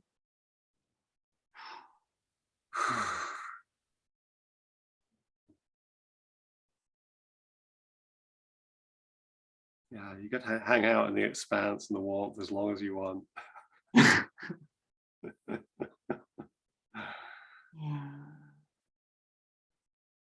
It's always a fine line between trying to keep the warm going and honoring the mind that wants to do things and be entertained and speak and talk and exchange. Mm-hmm. Yeah, and again, just like to notice like when that's true for you, when it's like, oh, I want more stimulation, I want to play with the mind or something, like to allow that movement too. That's a totally valid movement. But it's like also sometimes it can be coming from fear, right? Like it can be coming from like, I've got to like do something, or I'm not good enough, or I need to get somewhere, or something bad will happen, you know. So notice like the different, you know, like so when that impulse happens, it's like, yeah, like let's not go there, let's stay in the body, let's just feel the vibration, you know, let the impulse move through the body without having to act on it as if it's true. But that's different from, you know, like the mind has its play. It can be very enjoyable and pleasurable, you know. It's like it's not that we must, you know, no mind ever, you know. Yeah. Actually, in the meditation, it was curious for me to hear that using the mind to get aroused, whereas in non-duality circles, or even in like, I don't know, Barry Long's book, like Divine Sexuality, he's like, no mind at all, no mind. Oh, no.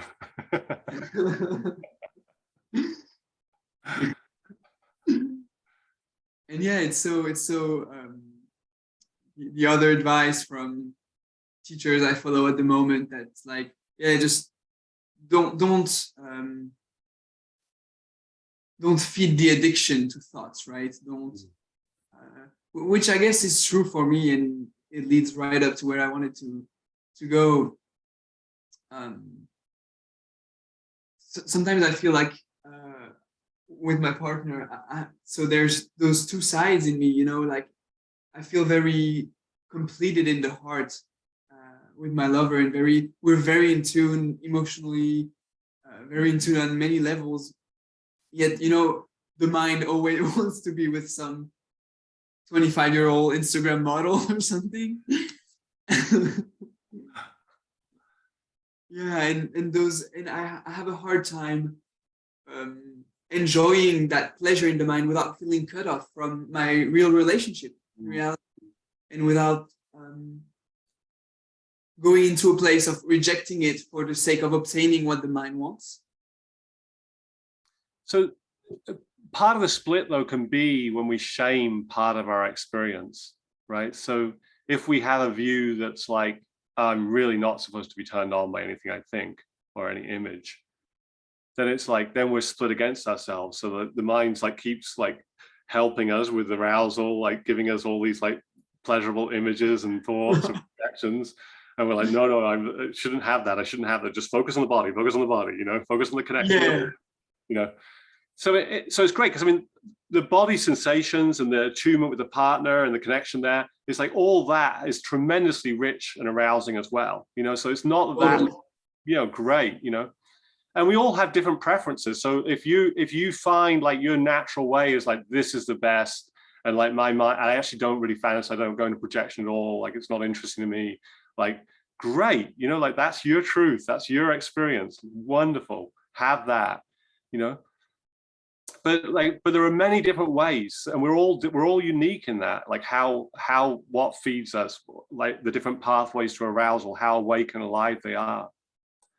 And you know, the mind is freaking amazing. I mean, like when it's serving our pleasure and enjoyment, I mean, it's like, wow, it can do all kinds of crazy shit. I mean, it's like it's really proficient at giving us particular feelings.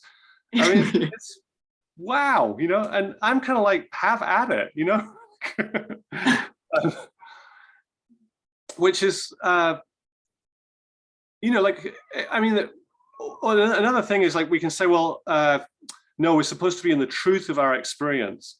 But it's like, what is the truth of our experience? Like when we're having a projection, like that's a true projection.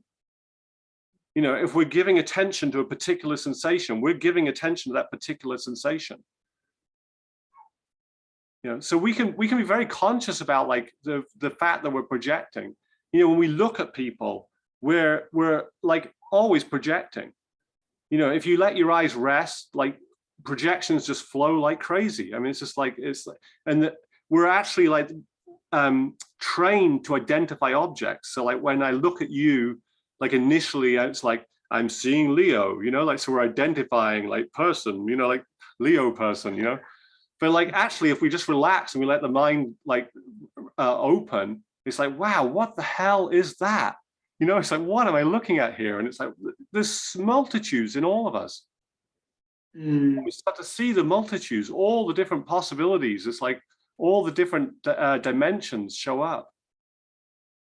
And we get to enjoy them. You know, they're so alive. And when we're giving permission for desire, often like all kinds of different erotic, pleasurable projections will come up.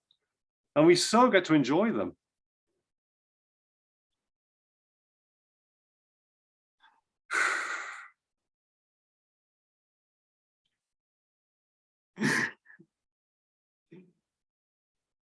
Yeah. I mean, the universe gives us total permission. The universe gives us total permission to enjoy whatever we enjoy, to be like, to cultivate whatever pathways to arousal we want to cultivate, you know, and from where I'm sitting, like none of them are wrong. Like there's no like mandate from heaven that this is how we're supposed to do it.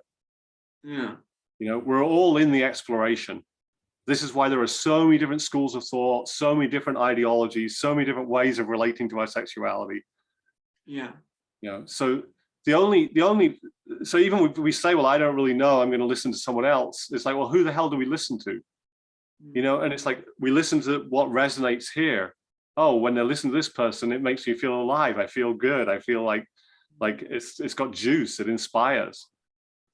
You know, so like, let's go with that. If I listen to this other person, then I feel shame and I feel like I'm not supposed to feel like this. And I'm trying to shut down my experience or stop myself having this feeling. And this is like, ugh. Yeah. To an extent, I feel like there is truth in the coming back to the direct experience and not follow the because I really feel like suffering comes from having that secondhand experience coming up. That's not what I'm living, you know, it comes with the wanting of something that's not here in the moment, right? So I think there's truth in that, but yeah, I think it's still dancing for me how to convey, I don't know, how do I manage all these parts actually, you know, how do I manage this desire that comes, whether do I want or not to have it come into manifestation in my life, at what cost with my relationship, you know, and I think it goes back to that fear of not being loved maybe, or losing something. I think I have it really hits some spot of profound sadness, you know, deep sadness, deep grief to lose a relationship or something. Or something that I'm not even certain I want, or maybe it's just an addiction, or, you know, and it's hard to discern clearly. Yeah, and I mean, so we can be turned on by so many things that we would never really want.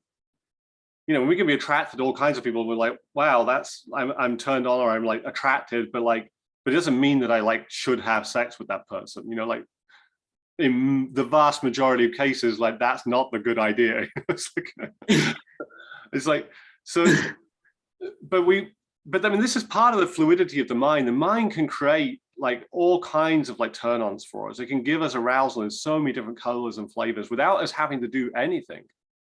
Yeah. You know, and like discerning, like, what do we actually want to act from? What's the deepest desire for us? How do we actually want to show up in the world?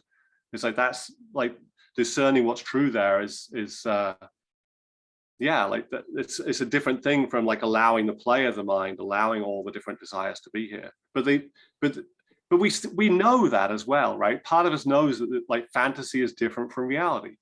Like we're aware of that. Like we can be aware that we're projecting.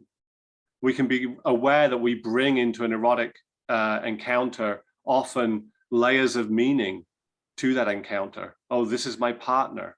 Oh, we're doing this spiritual thing, or like whatever it is, you know, like, so it's, you know, we're bringing these layers of meaning. And the invitation, as I see it, is like to have the layers of meaning be ones that serve us. Okay. Like to be ones that turn us on. Because meaning is always made up anyway. It's always fantasy. There's no true meaning of this. You know, we're making meaning up. We're meaning making machine. We're it's such a big realm. So why not have meaning that serves us? So if we're an erotic play, why not have meaning that like actually turns us on, that's arousing?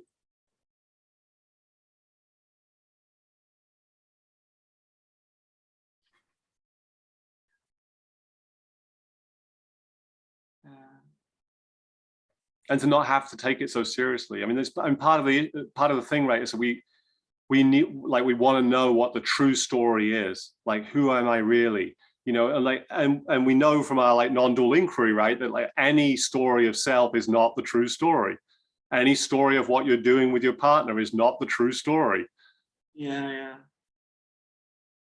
But it doesn't mean the stories can't be fun, they can't be useful, they can't be nourishing, but we just hold them lightly. You know, we can toss them away, we can change the story. It's like we're not, because there's no true story. We're the one that enjoys all the different stories, that creates all the different stories.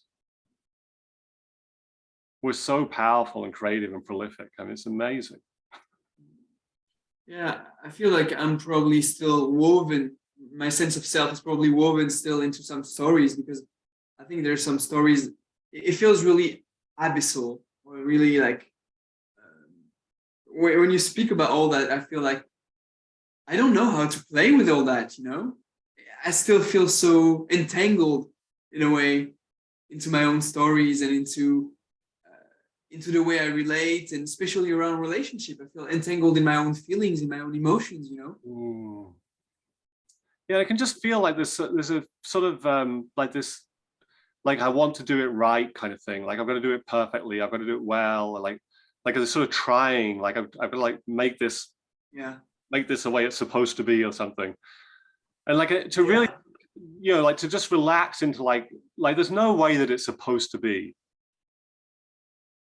You know, the way that you are and the way that your experience is unfolding is totally valid. Like in any moment, it's totally valid. Yeah. And you get to play and you get to explore and you get to notice what lights you up, brings you alive, what you're a yes for, what feels good, what feels expansive, what inspires. You get to notice that, what turns you on. Yeah. You get to give yourself that. And you're not going to do it perfectly, and you don't have to. Yeah.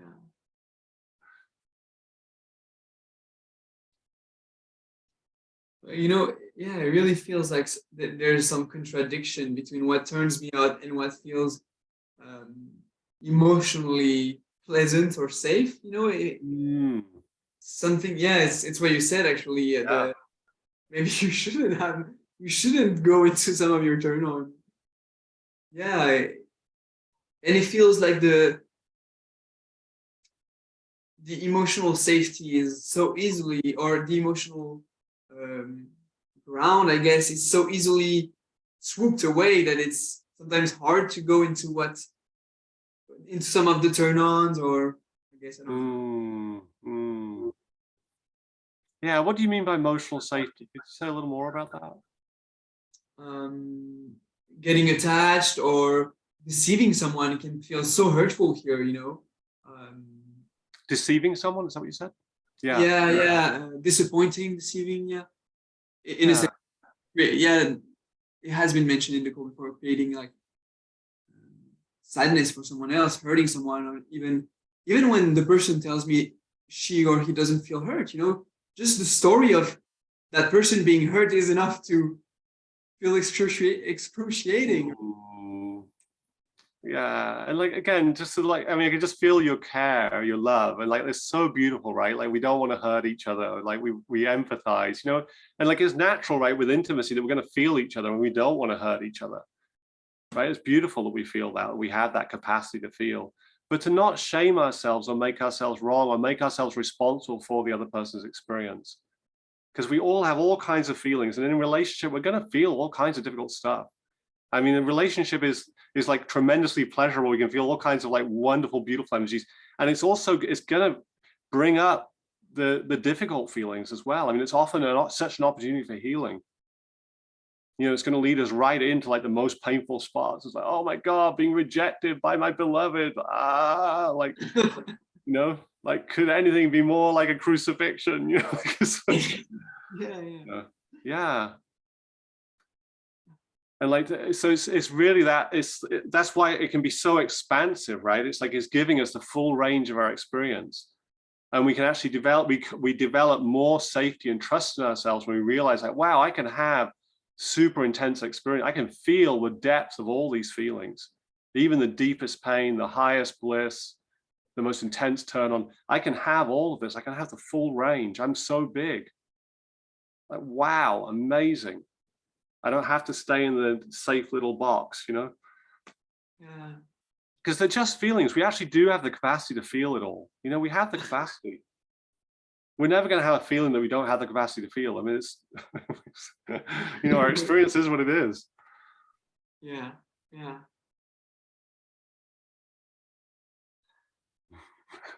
Oh, so lovely. I so appreciate your inquiry, Leo. Yeah. Beautiful being with you. Thank you. Yeah, so nice to see you. Much love. Yeah, much love to you. There's no more hands right now.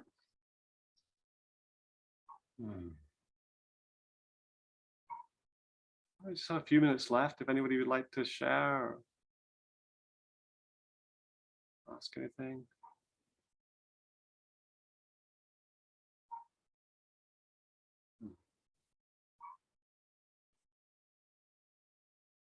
Oh, Lena.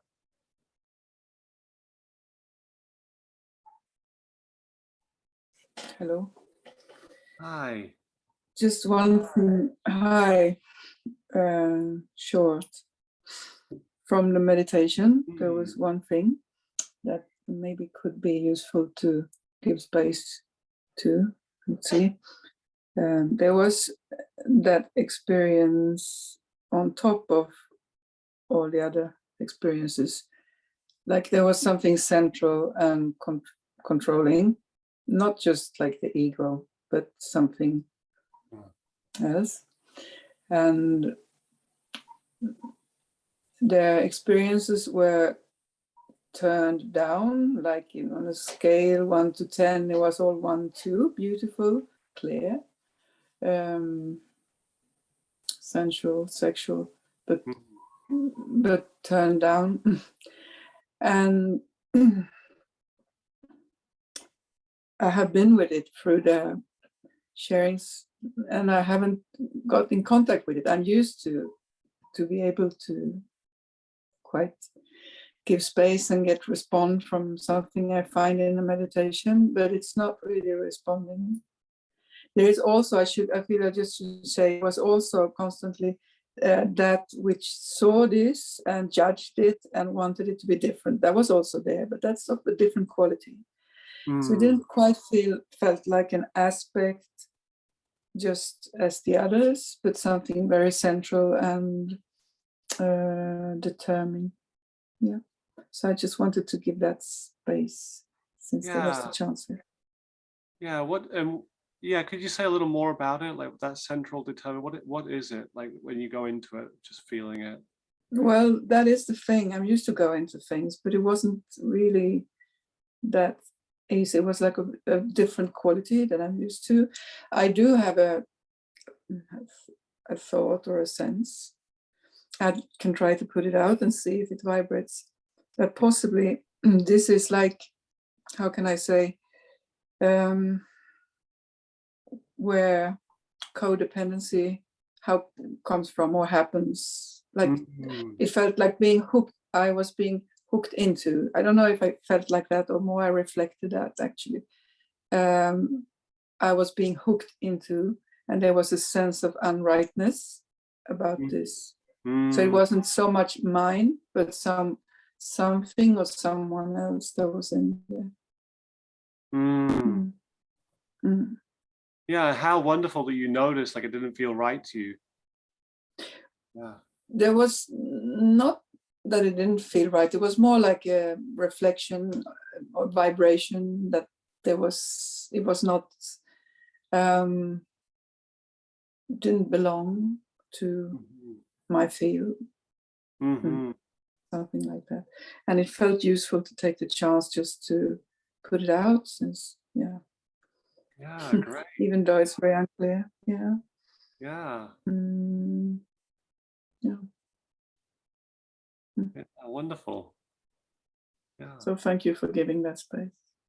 Yeah, thank you for sharing. Yeah, really appreciate the the nuanced inquiry. Yeah, beautiful. Thank you. Yeah, thank you.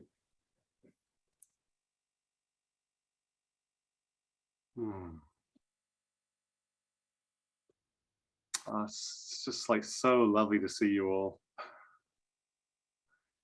So appreciate you gathering like this and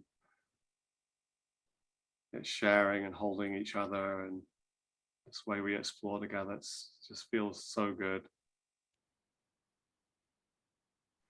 Yeah, just really appreciating your presence, whether you spoke or whether you just were receiving what was being shared by others. Just really feel you here.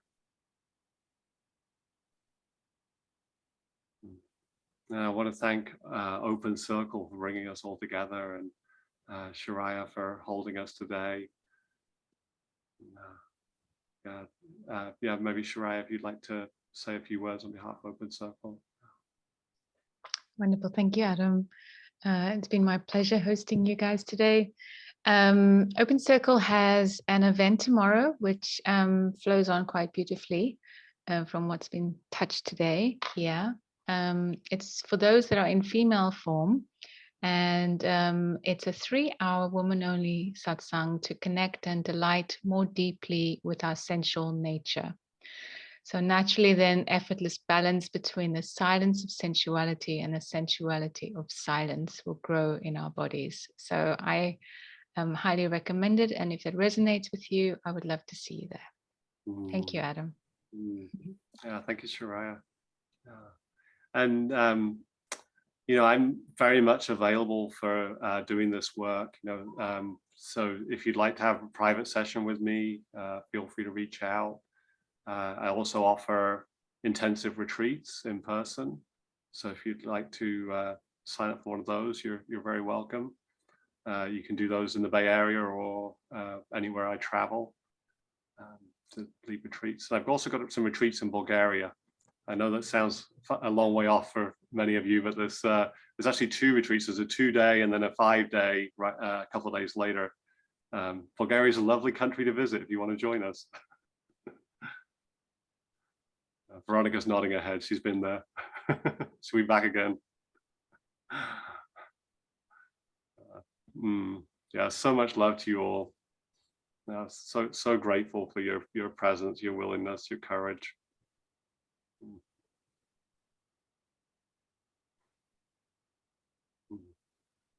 Yeah, feel free to unmute yourselves and we can say goodbye here. Yeah, thanks everyone. Thanks for the sharing. So beautiful. Thank you, everyone. Thank you, Adam. Thank you, everyone. Thank you, everyone. Thank you. Thank you.